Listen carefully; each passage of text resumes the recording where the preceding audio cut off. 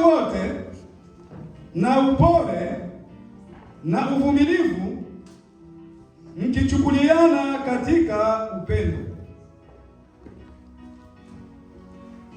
na kujitahidi kuhifadhi umoja wa roho katika kifungo cha amani.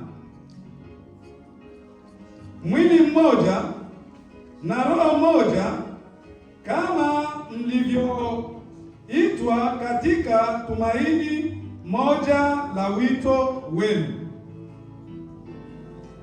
Bwana mmoja, imani moja, ubatizo moja, Mungu mmoja, naye ni Baba wa wote, aliye juu ya yote na katika yote na ndani ya yote. Lakini kila mmoja wetu alipewa neema kwa kadri ya kipimo cha kipawa chake Kristo. Amen. Yawezekana tumesoma neno kwa urefu, lakini kwa jioni ya leo nilitamani tuongee jambo moja kwa ajili ya kuwaandaa wateule walioteuliwa kwa ajili ya kusimamia kanisa. Na hivyo nilifikiri tuongee neno la siku yetu ya leo, tabia za mtumishi mwema wa kanisa la Yesu. Bwana Yesu asifiwe.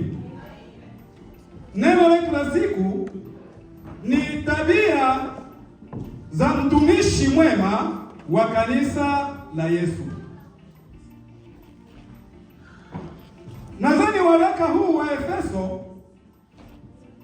ni Petro ni Paulo mwenyewe ndiye ameuandika huu waraka akitaka kuwaandikia watu wa Efeso, kwa sababu huyo Paulo hapo kabla alikuwa mtu ambaye aliweza kutenda kazi kwa ajili ya kusumbua kanisa. Shetani alimtumikisha sana pindi kanisa la Mungu lilipokuwa likichanua, lakini Paulo alikuwa mtu ambaye aliendesha hujuma dhidi ya kazi ya Bwana. Na wakati fulani alipokuwa katika pilika hizi za kuelekea mahali ili kwenda kutafuta wapi wanapokusanyika watu wa Mungu, ndipo akakutana na Yesu. Mungu akamfunga kifungo cha kutokusumbua kanisa. Nadhani Paulo aliweza kusikia sauti, na hiyo sauti ilisababisha aweze kuanguka chini, na akajikuta katika macho yake ameingiwa na magamba ambayo hayakumruhusu macho kuona ili kuelekea mahali alipokuwa akienda ili kwenda kusumbua kanisa. Bwana Yesu asifiwe. Amen.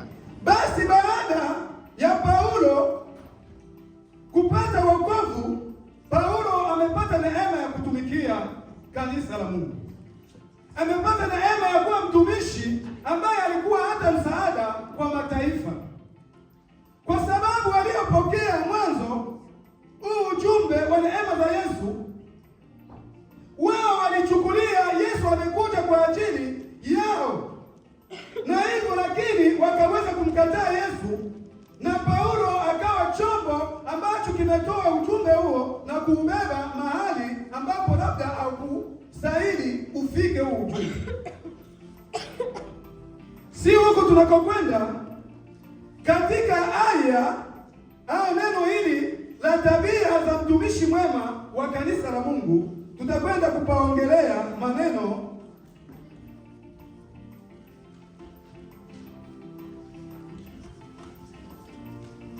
tutaongea maneno manane kwa haraka, lakini usiogope. Neno la kwanza tutaongea juu ya hekima. Mtumishi mwema wa Mungu wa kanisa la Mungu lazima awe na hekima. Neno letu la pili ni upendo. Neno la tatu ni uvumilivu.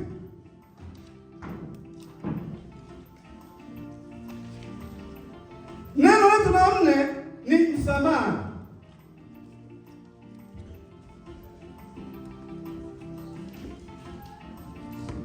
Na neno letu la 5 ni huruma. Na neno la 6 ni kujitoa kwa ajili yako. Na mwishowe, neno letu la mwisho ni aina 2 za mitazamo ya uongozi. Bwana Yesu asifiwe. Tunaenda kwa hilo neno la kwanza, hekima. Tukisoma Wafalme wa kwanza ile sura ya 4 vistari vyake vya 29 tukiishia pale kwa 31, aliye tayari anaweza akasome. Wafalme wa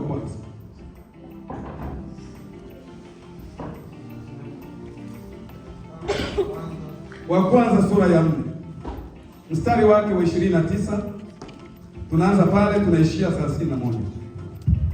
Wafalme wa kwanza sura ya 4 29 31 inasema,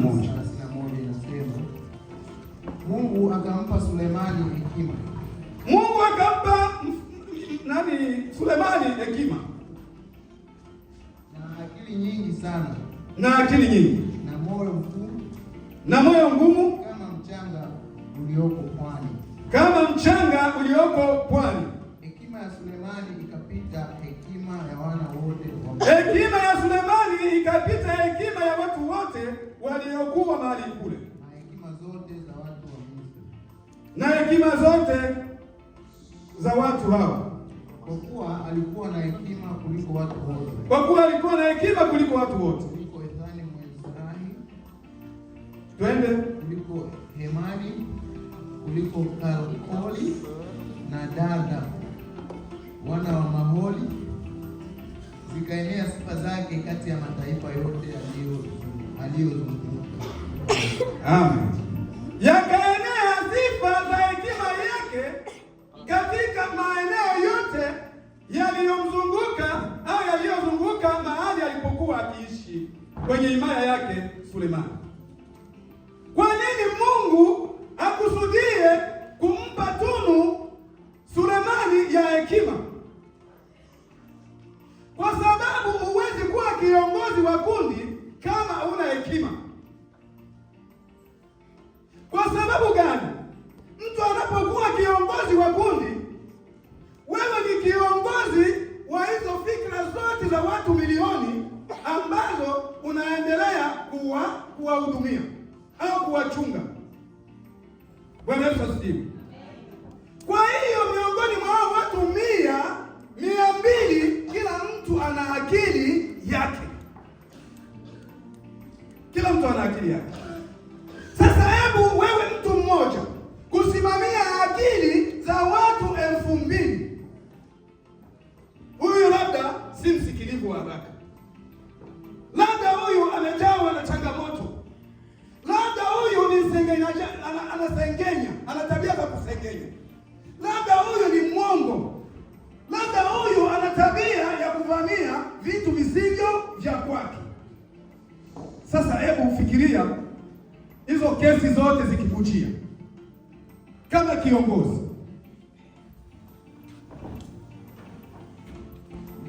utawezaje kusaidia hizo kesi kama huna hekima? Hao watu utawahudumia namna gani kama hauna hekima? Kwa sababu yawezekana ukampendelea huyu kwa sababu ya sura au ndugu, lakini ikawa hasara katika uongozi na kusambaratisha watu uliopewa uwasimamie na kuwaongoza. Bwana Yesu asifiwe. Hebu angalia mfano mmoja ambao kupitia hekima ulikuwa msaada kwa Sulemani, ambaye alikwenda kuleta maamuzi yaliyoridhia na kumpa mwenye haki iliyo haki yake. Wamama wawili wakawa kila mmoja wako sehemu moja, vitanda nadhani sijui kama vile vinavyopangwa vya hospitali. Kitanda cha mgonjwa mmoja hapa, cha mwingine hapa, au kwenye chumba cha wazazi. Huyu akizaa anawekwa kwenye kitanda chake, huyu naye kwenye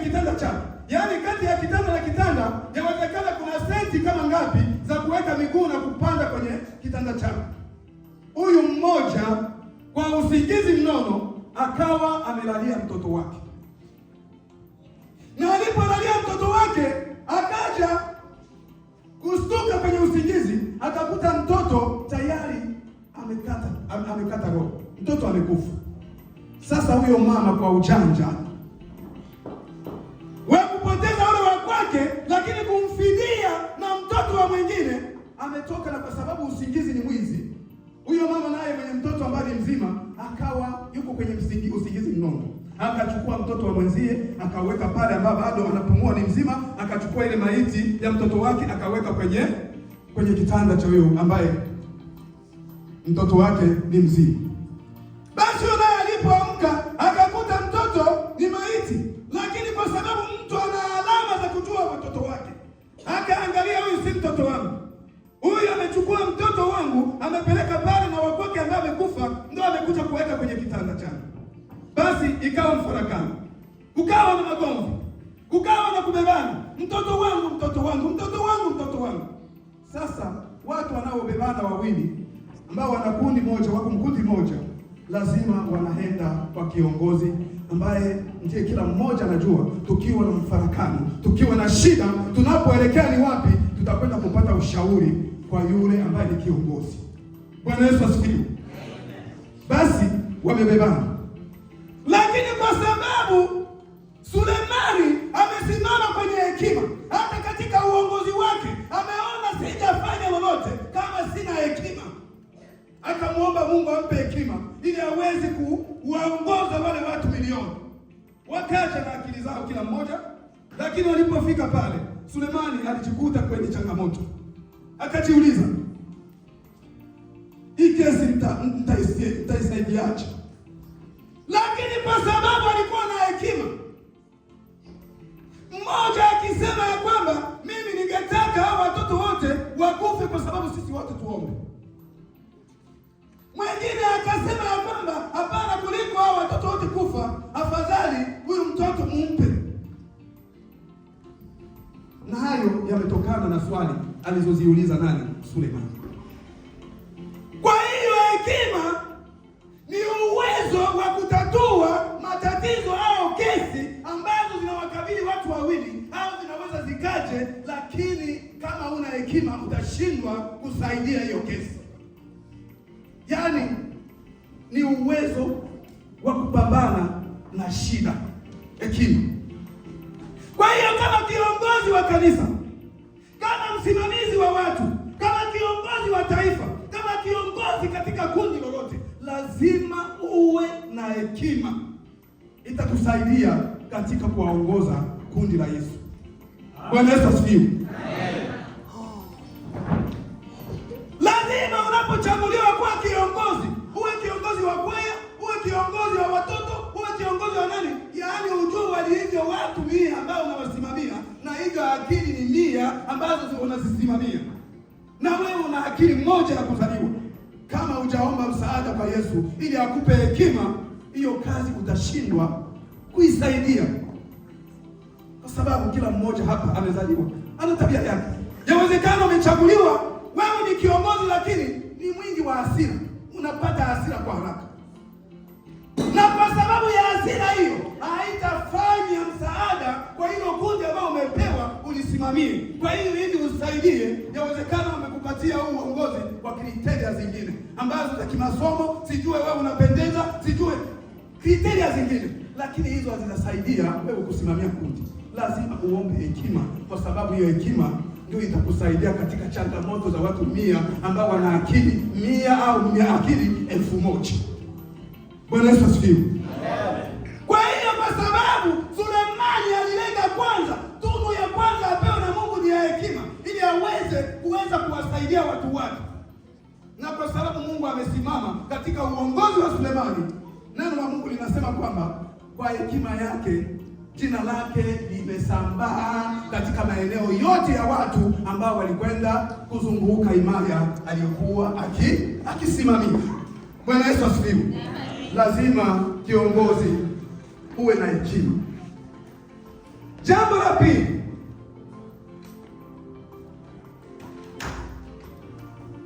upendo.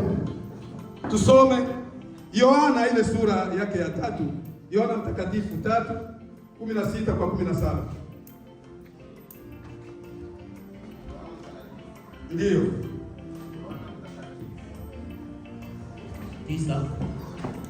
Sura ya 3. Yohana Injili au Mtakatifu. Yohana 3:1. Ndiyo. Yohana Mtakatifu sura ya 3 kuanzia 1. Yohana 3:16 kwa 17. Ni ule mstari mmoja tu. 16. Ndiyo. Nasema, kwa maana jinsi hii Mungu aliupenda ulimwengu. Kwa maana jinsi hii Mungu aliupenda ulimwengu. Hata akamtoa mwanae wa pekee ili kila mtu amwaminie asipotee bali awe na uzima wa milele. Bwana Yesu asifiwe. Bwana Yesu asifiwe. Upendo. Uweze kuwa kiongozi wa watu, kiongozi wa kundi, kiongozi wa kila kikundi ambacho kimeona tuwe na kundi letu, kama una upendo. Kwa sababu kiongozi akikosa upendo ndani yake, yani hata kuwa nafasi ya kutoa yani uhai wake kwa ajili ya. Bwana Yesu asifiwe. Yani utajali kile kinachokuletea faida. Lakini ikiwa kundi kuna shida fulani na kwa sababu una upendo utatoa zile sasa, na hasa maisha ya hapa Ulaya tulioko. Ni kama tuko katika kazi ambao zina changamoto, hizi kazi za utumishi. Mbele yako unakuwa na mortgage, mbele yako unasomesha watoto, mbele yako unakuwa na bili za nini za umeme, unakuwa na bili za moto, sijui unakuwa na bili hata za maji na kadhalika.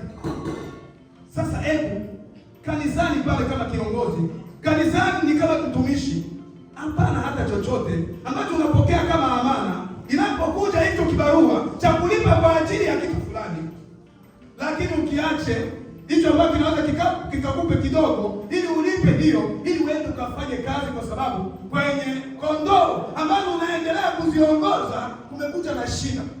Hebu fikiria, ukae kwenye problem hiyo, utaamua kitu gani?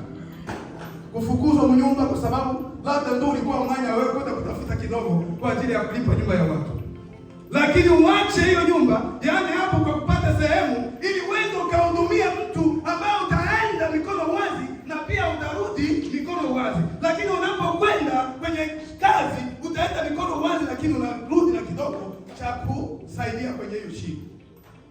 Hebu fikiria, utaenda wapi? Utakubali kuacha nyumba usilipe na unyang'anye nyumba? Au ile rent ukosi kutoa pesa ili ufukuzwe kwenye nyumba ambayo unapanga ndani? Unaona jinsi huduma zetu ziko kwenye equation, ziko kwenye shida kubwa. Lakini Mungu kwa sababu ana upendo, aliona walio wengi wameteseka katika dunia. Shetani amevamia watu wake, kazi yake, watu wanaofanana naye, lakini hakuangalia kupoteza mtoto mmoja tu ambaye hana dada, hana kaka, hana shangazi, hana nani, kila yule ambaye anaweza kuwa ndugu nyuma, ambaye anaweza kumfariji huyu mtoto baada ya kufa. Lakini yeye akaona haya yote si kitu, lakini kwa upendo akamtoa mtoto wake ili haje akafe kwa ajili ya walio wengi. Bwana Yesu asifiwe. Amen. Kiongozi lazima asimame kwenye upendo. Kama una upendo, utashindwa na kuongoza wana wa Mungu, utashindwa na kuongoza kondoo wa Mungu. Hebu angalia kipindi Yesu amezaliwa, watu wanaofanana wenye upendo mkubwa, wachunga wanyama na wale ambao ni wavuvi wa samaki wako tofauti. Wavuvi wa samaki na wale wawindaji wa wanyama, wale watu hawawezi kupewa uongozi kwa sababu akili zao zinajenga kwenye kuua ili apate kitoweo. Lakini yule mlinzi wa wanyama huyo yaani ana wivu na kundi ambalo analichunga. Tulikaa karibu na baba mmoja ambaye alikuwa amefuga ng'ombe zake, na akachukua mtu ambaye anaitwa mtumishi wa kuzichunga zile ng'ombe zake. Tulikuwa tunashangaa, mvua inaanza mapema sana, watu wanaamuka wako kwenye mvua, lakini hao walikuwa wakijitoa na ng'ombe mamia, wanaenda na mvua inanyesha, na wao wanapeleka ng'ombe wapi? Kwenye mlo porini. Bwana Yesu asifiwe. Yaani hao walikuwa wanatoa kwa upendo, anaangalia jinsi wanyama wake wanalia. Niliwahi kufuga mbuzi pale nyumbani ambapo nilikuwa kambini Lugufu. Ndugu yangu, kama hao wanyama wanakuwa na njaa, hata na wewe unaweza ukawahurumia. Kama una upendo utaumia. Yaani mwangalia kama watu wanapokuwa na njaa, unasikia hii ambayo imezaa bebe, hii ingine ambayo sijui iko na ujauzito bebe. Sasa kwa sababu umekwisha tu, hii ni njaa sasa, imefikia saa 6 hawajakula chochote, utakaa na furaha. Bwana Yesu asifiwe.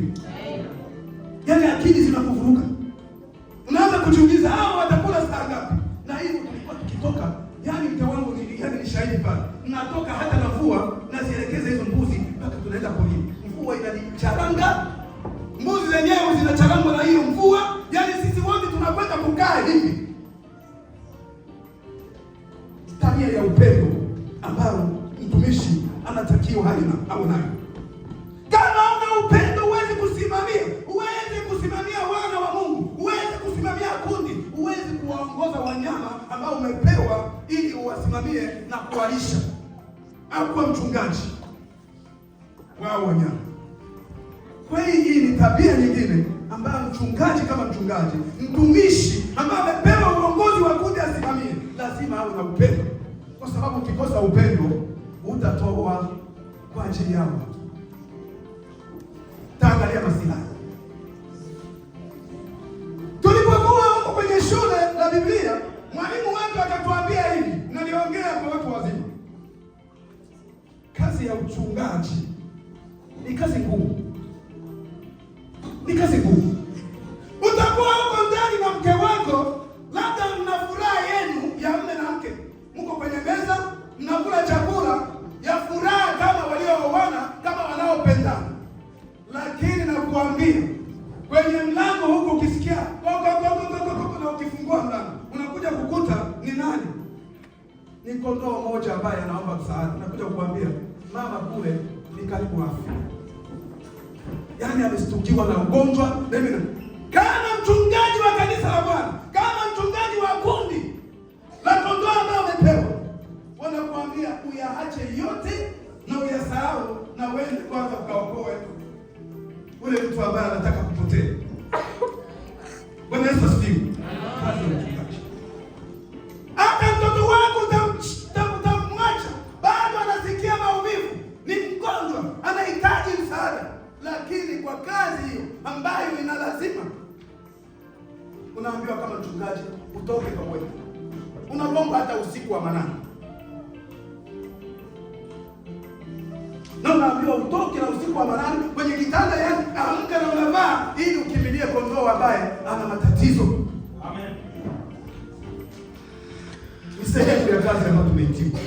Na kama una upendo kama mtumishi wa Mungu, kama una upendo kama mtumishi wa watu, hiyo kazi itakushinda. Lazima uwe na upendo. Tunaenda Mungu akatoa mtoto wake wa pekee. Hebu fikirie, wewe una mtoto mmoja tu, lakini aje wakamuombe huyu mtoto, ndio serikali imesema kule kwa sheria, kwa kumponyesha huyu, labda mtupatie mtoto wa fulani. Sasa ukimtoa na ujumbe wewe kana huko. Amwaka acho wale mwali watendo hayo ya ambao leo tu mwana mchinge, kama na fulani leo wetepa na mtoa dawa. Unataka nini ishirike na mbele ya tuya inawe? Sababu kila mtu sawa tele sauti la Mungu atalela Mungu. Hiyo ajita tu. Haikata wanaanza wao sawa kwa sauti zao. Mungu ashimotenda lugha le. Ashimotenda mlevepe hivi Kiswahili. Ili atenda jojo utono usimbuga yose ile. Wiki hadi kuitele lugha chosa. Atenda mlevepe. Ele mochi. Ili atenda mlevepe Mungu tito tende. Aso silina mochi. Ele mochi ya chungu bila bibi. Bwana Yesu asifiwe. Amen. Lazima kuwa na upendo. Jambo la tatu, uvumilivu. Uvumilivu. Uvumilivu. Tunda la uvumilivu ndilo linalolea kundi. Bwana Yesu asifiwe. Tunda la uvumilivu.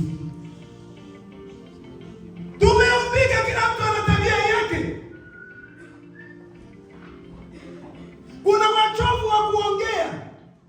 Unaweza ukamjie na ile roho ya neema ya upendo kama mtu wa kundi. Ukaje kumwambia, mama, mimi nilikuwa nataka twende, lakini jibu yenyewe itakuja hapo Kenya. Yaani paka wewe mwenyewe unaelewa mimi natenda itaelewa.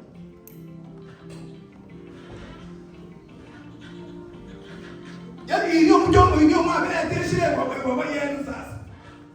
Kama kuna shida kanisani, yaani mimi mwe mnaona wa kwanza ni fulani. Eti tishile za lao chichu. Sasa hiyo jibu itakapokuja kama mtumishi wa Mungu. Sasa kama una uvumilivu.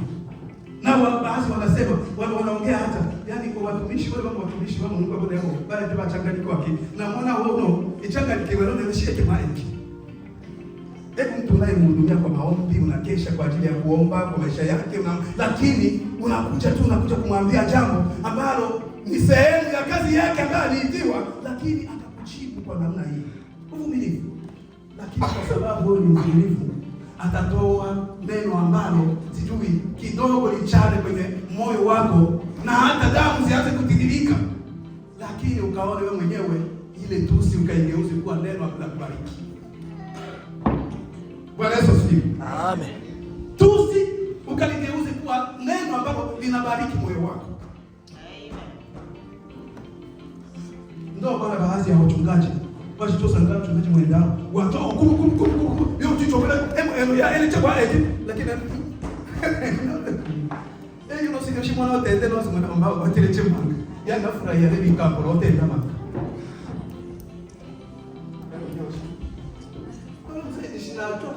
Achona machokozi ni Mungu ya tenda, lakini yashimwena yashite kula nikapata sawa. Yaani akatoka hapo, atakapokwenda kukaa pale nyumbani, yaani hesabu zitakuwa zile za neno ambalo amejibiwa kwa maovu ambayo aliyapeleka. Ashaje niongeza Biblia, yaani ikamlaka huyu mashine, yaani shifri kama hesabu fulani. Niongeza Biblia, ngama bwana mchungaji anasema yaani kanisa chela vile kweli kanisa nusu. Ngama bwana vile mchungaji wa asabu ule mwenda, yaani mahesabu yanaenda kwa sababu ya neno la uvumilivu kwa lile ambalo alikuja kuangushiwa. Bwana Yesu asifiwe. Hivyo. Uvumilivu. Lazima watumishi wa Mungu tujenge kwenye misingi ya kuvumilia. Na hata wengine wanaimba wimbo kwa ajili ya uvumilivu, eti mvumilivu ndio ula nini? Ula mbivu. Kama una uvumilivu, yani utakuwa yani hapa kanisa mshimweta na nini baba mimi ni shwari. Yani wananiangalia na kijiji. Unatoka unaenda. Yo ni mtaka nini leo? Bado mjitete na nini nilimtoa vile la. Wasaka ongea. Yo sasa ongea. Baba ndio maana hivi ni wapi mshewa mai kama wasaka wao baba. Yo sango baba, baby Yesu wa kanisa yao tuba man tupu. Tupiyeshile miema. Ongea. Yaani tunda la uvumilivu limekosa ndani yako. Kama mtumishi wa Mungu, lazima tuwe na uvumilivu. Ndio utatusaidia katika kuendelea kanisa la Mungu. Huyu hivi na huyu hivi. Huyu hivi na huyu hivi. Huyu hivi na huyu hivi. Kwa hiyo Mungu hatakuletea watu ambao wana akili zinazoenda sambamba na akili yako. Kamwe. Lazima katika kundi unaloliongoza wakarume watakuwemo. Chungaji mmoja akatuambia Karume, Nikamuuliza Karume ni mtu wa aina gani? Akasema Karume ni mtu anayefanana na kajiwe ambaye kamejiingiza wapi? Kwenye kundi kubwa la mpunga, ambao wale wamama walizoea kutwanga mpunga pale nyumbani kwenye vino. Sisi mwanatoka bibia mikombo. Nadhani ninajua kabisa yana kabla ndo bima kombo mwichuta mpunga wa wao. Bila mshina Karume shina hiyo.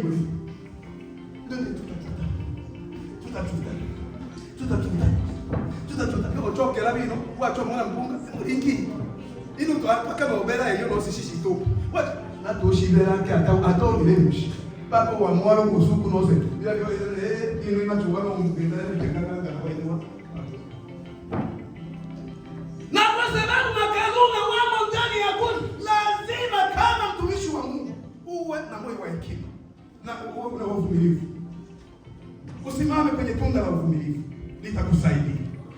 Hata watoto atakuwa changamoto katika huduma ulionayo. Mume wako atakuwa changamoto kwenye huduma ulionayo. Baba yako naye mke wako atakuwa changamoto kwenye huduma ulionayo.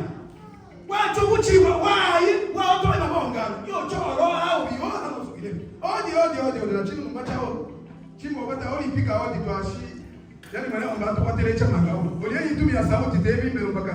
Tore na yoshio tulisa na washikonga ngoro kaikari yale leo.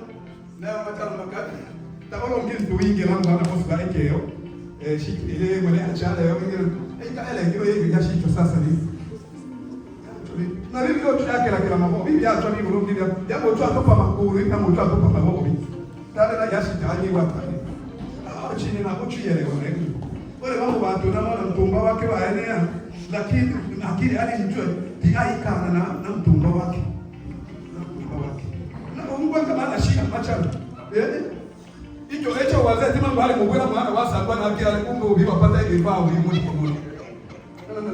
Na yala. Yala bibi taite ya. Shati ya. Ana taite ya. Fikiri taite ya. Watu wao yuwete ya. Ndio wagoro hivi hana hivi.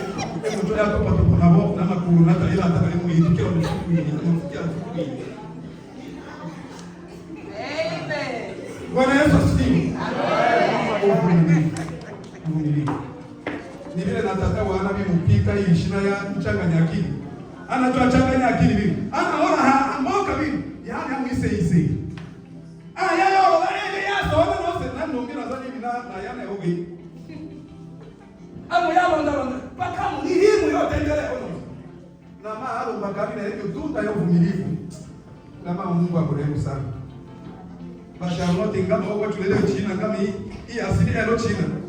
Mari mweta zingine ndio yanasi wese tena. Asili ya tutura hapo. Na baba kwa na kwa hatua. Na wakimtoa kile. Lakini hapo tuko atende kunipulilo mwa ungo ndio baada ashise. Ina hiyo watu ya aidha ni ishi na bibi. Ina ni hata wali wana uvumilivu mara. Tusome kwa haraka. Wakolosai ile sura yake ya 3:11 kwa 13 kwenda haraka wapendwa.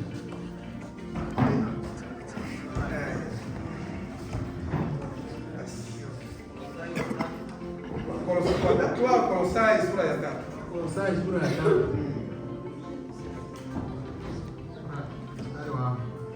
Mstari wa 11 kwa 13, mstari miwili.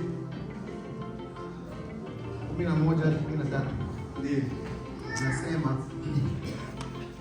hapo hapana Myunani wala Myahudi, kutahiriwa wala kutotahiriwa, mgeni wala mshenzi. Mvumilivu anamuona kila mtu kama yeye, kwa sababu tumeumbika sisi, ndani yetu mna roho wa kujua, wa kutenda mema, na ndani yetu tuna roho wa kutenda hata maovu. Na kwa sababu unajua una mbegu za maovu, unaweza ukakosea wowote atakaloliangusha huru, utalivumilia kwa sababu na wewe una mbegu kama hizo. Uvumilivu. Ndi vipi? Ndi vya hapo hivyo. Ala zina leo na kwa hiyo hivi na mati yacho. Yacho moyoni. Ile yapenda mimi mmoja wake hivyo. Wakakili hivi usiku mzima. Ndio ungana ndio biliona mle. Kwa hiyo jambo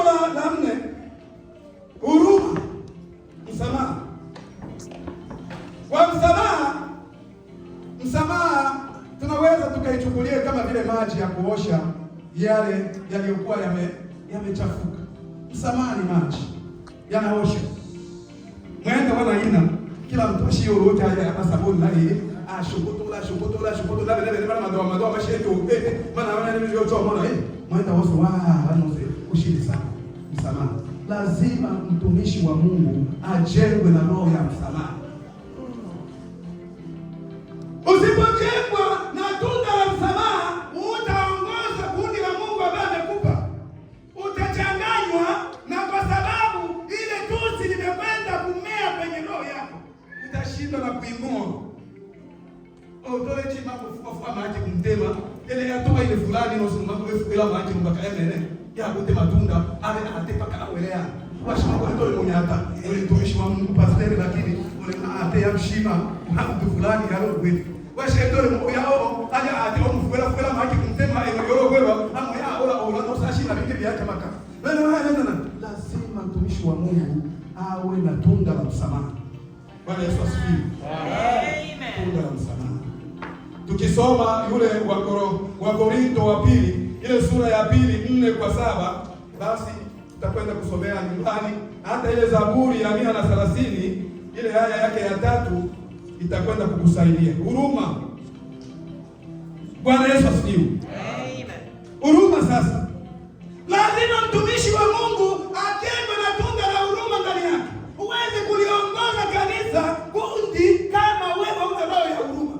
Kwa sababu safari tunayoisafiri tulio nayo na changamoto na watu ambao ni walemavu hawaoni, ni vipofu.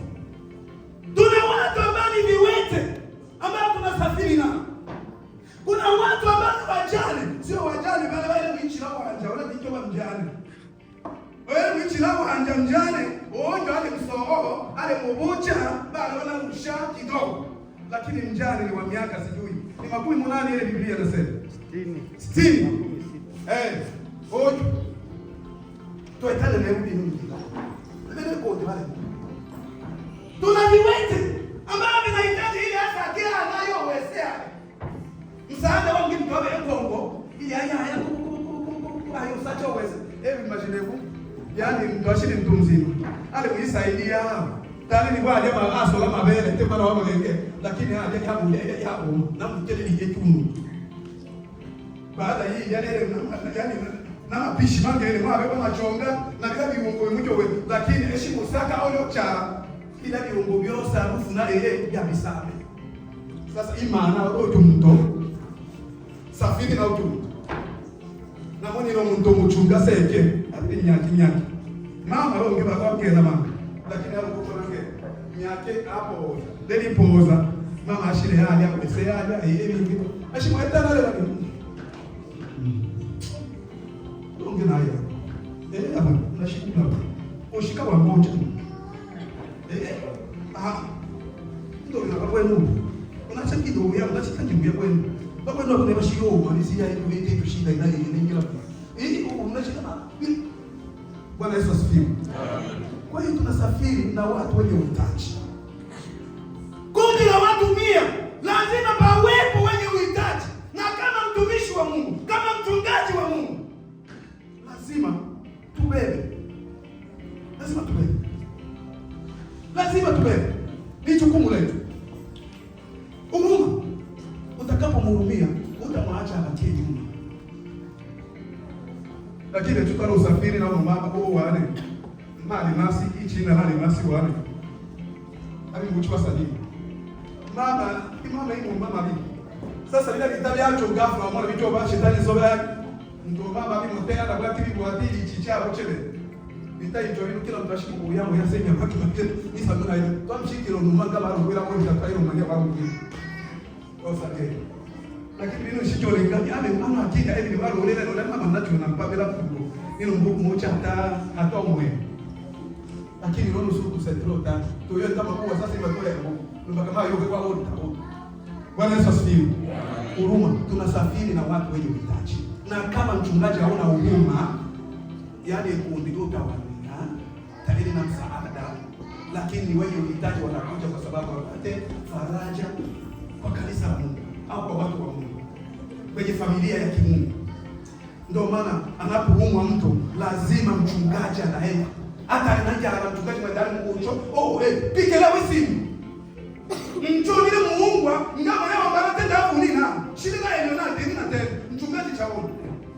Lazima aache na kweli. Hata mama Rashidi amwambia, "Kashi mwanangu hapo ndio kwelanje anaja unayochimba hapana nilivyoitwa naitwa kuwahurumia kondoo niliowapewa." Bwana Yesu asifiwe. Lazima aondoke. Lazima aondoke. Tukisoma ile Luka sura yake ya 6:35 kwa 36. Nitasoma huko nyumbani. Kujitoa kwa ajili ya kujitoa kwa ajili yako.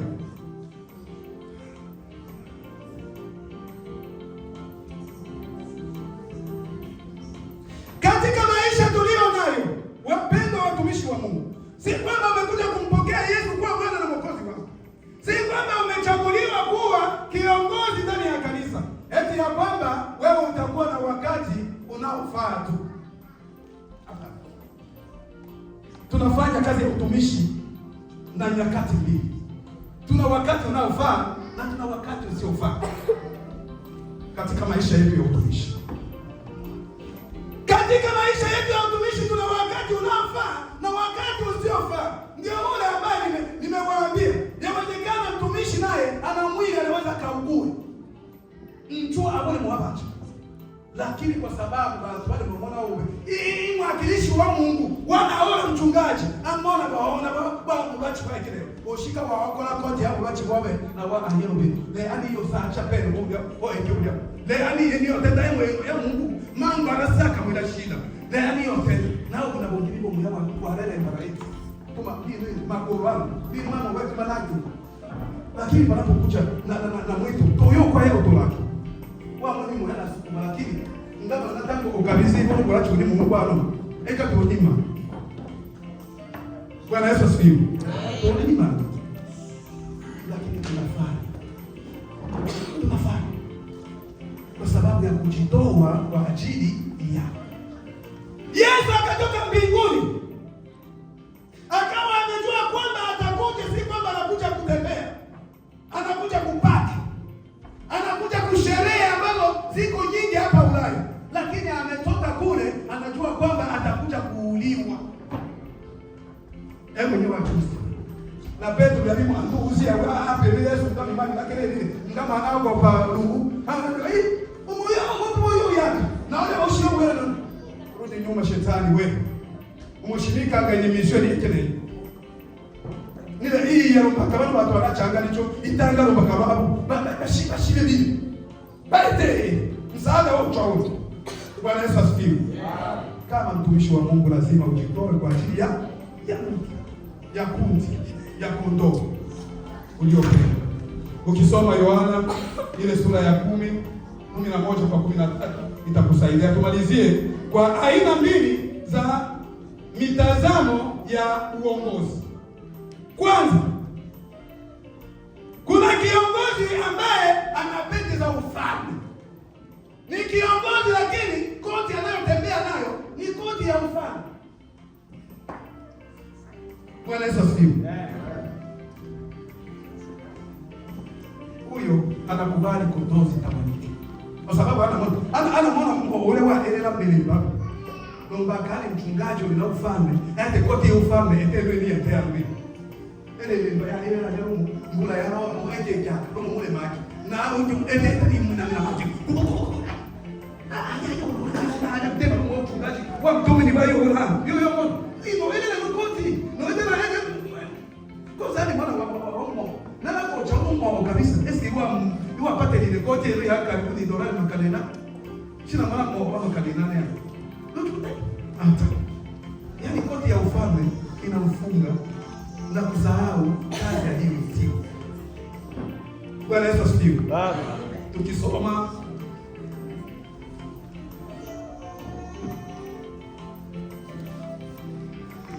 Ezekieli ile sura yake ya 13:4 2 kwa 4. Kwa hiyo mitazamo katika hali ya uongozi hivyo. Kuna waongozi ambao wanaitwa